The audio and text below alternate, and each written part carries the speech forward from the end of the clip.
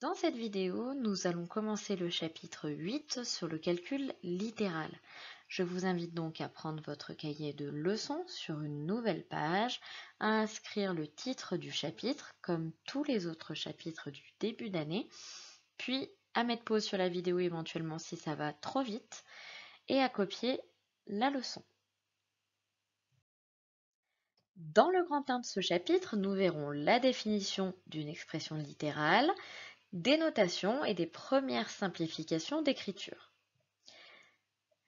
Une expression littérale, c'est un calcul qui contient une ou plusieurs lettres. Ces lettres-là, elles désignent des nombres inconnus qu'on appellera variables.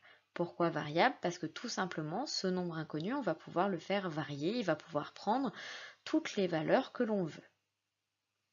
Un premier exemple que vous connaissez bien, je vous donne ce rectangle-là, dans lequel on note grand L la longueur et petit l la largeur.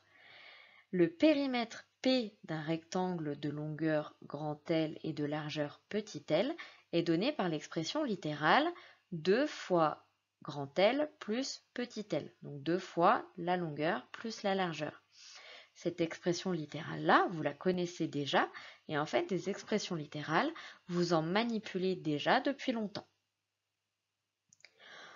On remarquera qu'une expression littérale permet de généraliser l'expression d'une quantité qui peut varier.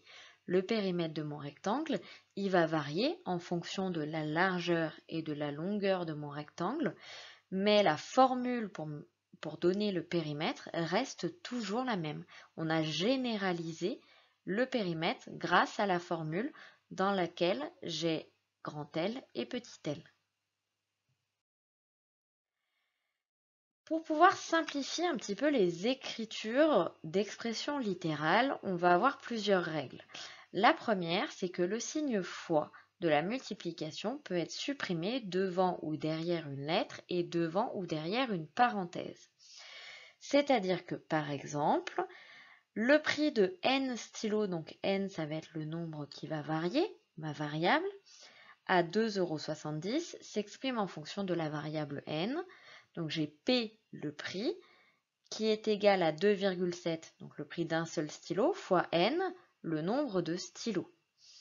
Et 2,7 fois n, je peux le simplifier en l'écrivant 2,7n. Même chose avec des parenthèses. Si vous vous souvenez bien, dans l'exemple 1, j'avais le périmètre du rectangle qui s'écrivait 2 fois grand L plus petit l.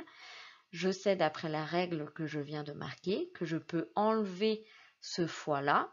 Donc je vais avoir 2 parenthèses grand L plus petit l.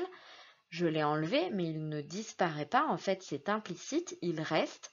Vous devez savoir que si je n'ai rien entre un chiffre et une parenthèse, ou entre un chiffre et une lettre, en fait, j'ai un signe fois qui est implicite. Enfin, si jamais j'ai un signe fois entre deux lettres, je peux également l'enlever. On a plusieurs cas particuliers. Déjà, x fois x, comme on l'a vu dans le chapitre sur les puissances, on peut l'écrire x au carré. X fois x fois x, on va pouvoir l'écrire x au cube. Et enfin, x fois y, on va pouvoir l'écrire xy ou encore yx, puisque quand je fais une multiplication, peu importe le sens, je reste toujours avec le même résultat. Je vous invite à écrire cette première partie du cours dans votre cahier de leçons.